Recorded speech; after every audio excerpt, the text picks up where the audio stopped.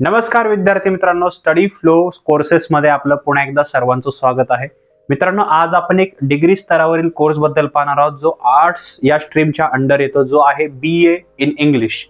तर हा कोर्स काय आहे, कोणी हा कोर्स करायला पाहिजे, शैक्षणिक पात्रता काय, याच्यामधून जॉब अपॉर्च्युनिटीज काय काय आहेत, सर्व डिटेल्स आपण या व्हिडिओमध्ये पाहूया.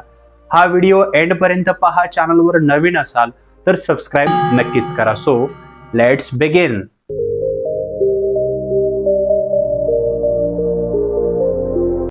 तर आता पाहूया की BA इंग्लिश हा कोर्स काय आहे. शॉर्ट मध्ये सांगत आहे, याच्यामध्ये इंग्लिश लिटरेचर, हिस्टॉरिक लिटरेचर या गोष्टींचा सविस्तर अभ्यास यामध्ये शिकवला जातो. आणि यामध्ये याचा कालावधी जर पाहिला तर तुम्हाला 3 वर्षाचा कालावधी तुम्हाला याचा पाहायला भेटतो या कोर्सचा. आणि तुम्ही हा कोर्स डिस्टन्स ॲज वेल ॲज रेग्युलर करू शकता. आता ते काय ते आपण पुढे पाहणार आहोतच.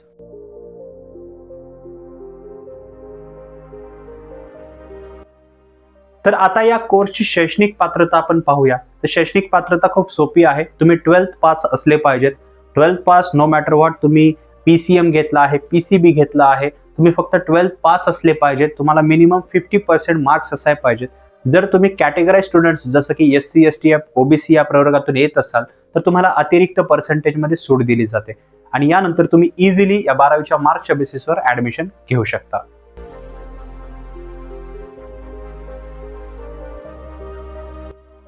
तर याची ऍडमिशन प्रोसेस आता पाहूया. आपण पाहिलं की शैक्षणिक पात्रता काय आहे. जर तुम्हाला ऍडमिशन घ्यायचं असेल तर तुम्ही याचं ऍडमिशन जे आहे डिस्टन्स ॲज वेल ॲज रेग्युलर मध्ये घेऊ शकता.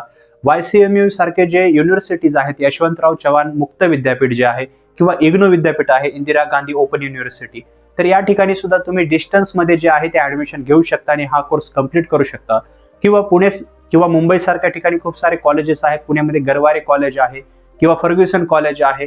खूप सारे कॉलेजेस, त्या कॉलेजची लिस्ट मी डिस्क्रिप्शन मध्ये देत आहे. त्यांची फी सुद्धा तुम्ही पाहू शकता. तर या कॉलेजेसमध्ये तुम्ही त्यांच्या वेबसाईटवर जाऊन डायरेक्टली तिथे जरी ऍडमिशन प्रोसेस आहे तेही करू शकता कम्प्लीट, किंवा डायरेक्टली कॉलेजमध्ये ऑफलाईन पद्धतीने जाऊन ऍडमिशन घेऊ शकता. पण सांगायचं महत्व एवढंच की याचं जे ऍडमिशन प्रोसेस आहे ती ऑनलाईन ॲज वेल ॲज ऑफलाईन पद्धतीने तुम्ही करू शकता.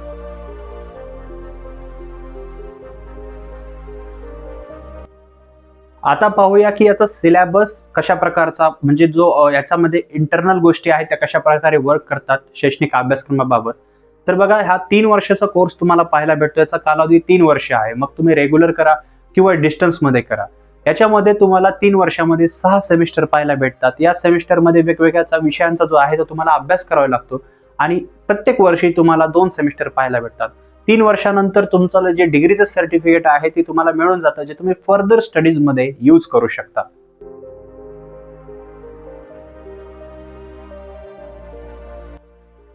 तर मित्रांनो, आपण पाहिलं की हा 3 वर्षाचा कोर्स आहे. सेमिस्टर वाईज याच्यामध्ये ज्या एक्झाम्स आहेत किंवा जो पॅटर्न आहे तो तुम्हाला पाहायला मिळतो.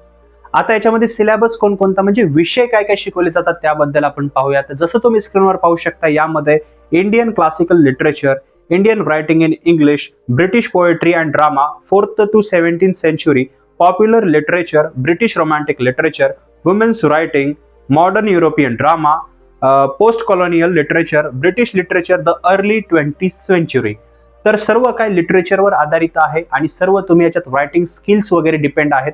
आता जर तुम्हाला सिलेबस डिटेलमध्ये वाचायचं आहे की प्रत्येक वर्षी म्हणजे 3 वर्षामध्ये first year, second year, third year या वर्षांमध्ये कोणकोणते सब्जेक्ट तुम्हाला डिटेलमध्ये अभ्यासायला मिळतात, हे सर्व काही मी डिस्क्रिप्शनच्या लिंकमध्ये दिलेलं आहे.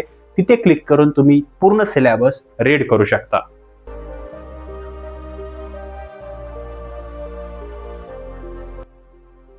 आता पाहूया की हा कोर्स केल्यानंतर पुढील संधी काय. तर बघा, पुढील संधी खूप साऱ्या आहेत. तुम्ही टीचर बनू शकता, जर्नलिस्ट बनू शकता, कंटेंट रायटर बनू शकता, किंवा तुम्ही हायर जे एज्युकेशन आहे ते कम्प्लीट करून, जसं MA इंग्लिश आहे तर ते कम्प्लीट करून तुम्ही प्रोफेसर बनू शकता. तर याच्यामध्ये ज्या करिअर संधी आहेत ते तुम्हाला टीचिंगच्या पाहायला भेटतील मॅक्झिमम.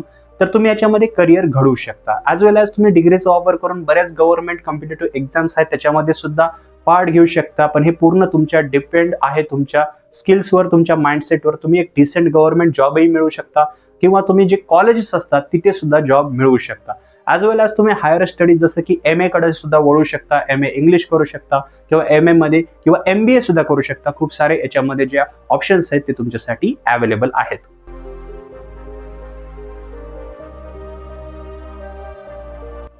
तर आता पाहूया की हा कोर्स का आणि कोणी निवडायला पाहिजे. जर विद्यार्थी मित्रांनो तुम्हाला competitive exams like UPSC, MPSC किंवा SSC चं प्रिपरेशन करायचं आहे, तुम्हाला कॉलेजमध्ये न जाता तुम्हाला जास्त वेळ जर तुमचं गव्हर्नमेंट एक्झामच्या प्रिपरेशनला द्यायचं आहे, ॲज वेल ॲज तुम्हाला एक चांगली डिग्री करायची आहे, इंग्लिशमध्ये असेल, लिटरेचर तुम्हाला आवडतं, तुम्हाला रेग्युलरही हा कोर्स करता येतो आणि डिस्टन्समध्ये करता येतो. सो मेक शुअर की तुम्हाला तुमचा इंटरेस्ट काय आहे.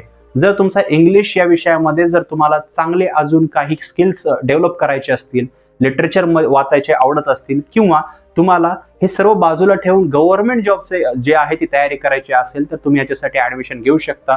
किंवा टीचरचं प्रोफेशन, प्रोफेसर बनायचं असेल, कंटेंट रायटर बनायचं असेल, तर खूप आजकाल डिमांड आहे कंटेंट रायटरची सुद्धा.